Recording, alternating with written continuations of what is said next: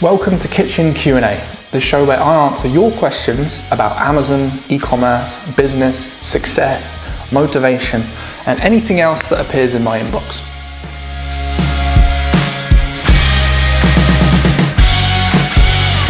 Hey, how's it going? It's Ollie here. Very warm welcome to another episode of Kitchen Q&A. So, I've got some awesome questions for you that I want to get to.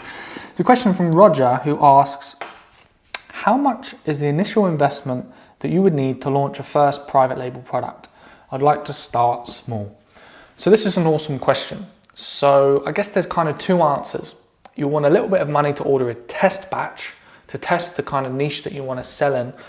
For that, I'd recommend maybe $100 to maybe $300 for the test batch. Then for the actual first big order of products that you're having, modified, put your logo on and all that stuff, probably somewhere in the region of between $1,000 to $3,000, something around that. Now it's going to vary depending on the product that you pick, how big it is, how much it's going to cost for the shipping and all that stuff. And remember, you will want to put aside some money for marketing, promotions, things like that as well, plus maybe software costs. But if you have a few thousand, maybe on a credit card or maybe saved away, then you should be able to get moving. And the less money you have, you just have to find a product that will fit within your budget. James asks, how many hours a day did you work in the beginning and how many hours a day do you work now? Great question. So in the beginning, I hustled like crazy on my Amazon business and that gave it momentum. So a lot of the time I'd do maybe minimum 4 hours a day on my business. And a lot of that would be product research. But quite often I would go over. I'd be sitting in, I'd always want to go to like a nice environment to really get the business, to feel abundant whilst I'm working on my business. So I'd go somewhere like a nice hotel and sit there and do the stuff on the laptop. Or I'd be running around doing retail arbitrage, trying to grow the arbitrage business. So I'd work between maybe 4 to 8 to 10 hours a day in the beginning. Then as I started to systemize things, hire virtual assistants, do things more remotely, move on to private labels, the hours reduced a bit. I'd work maybe 2-3 hours a day. At the moment, I've got it down to about 1 hour a day working on my business. I sell private labels predominantly, and they sell pretty much in the background. I just work on the marketing, work on finding new products. Sometimes I do, a few hours in a row for new product research, and I deal with all the admin and everything involved as well. So usually right now it's about an hour a day. However, sometimes a problem will come up or there'll be an issue and that will require for me to work a lot longer.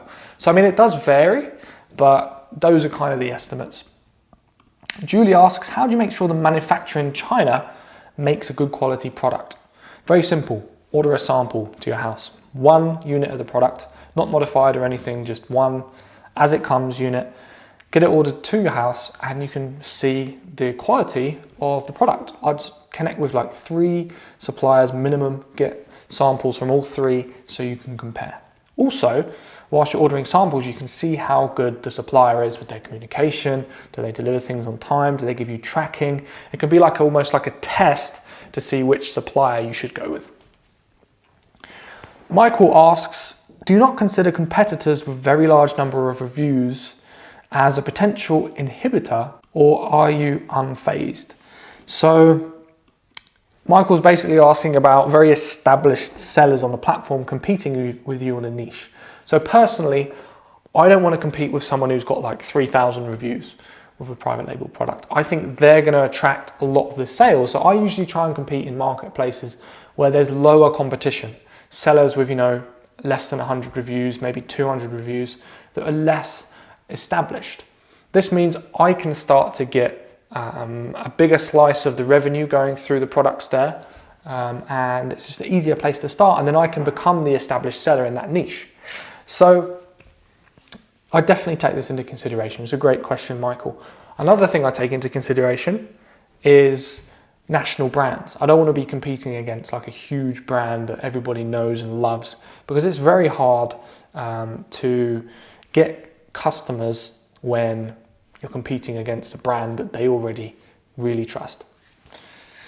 Finally, Edgar asks, how can I make professional photos and make sure the quality of the product I outsourced is the one I'm looking for? Is it necessary to ship the first stock to me in order to verify this and take pro photos? Great question. So who was it? It was Julie who asked a little bit of a similar question.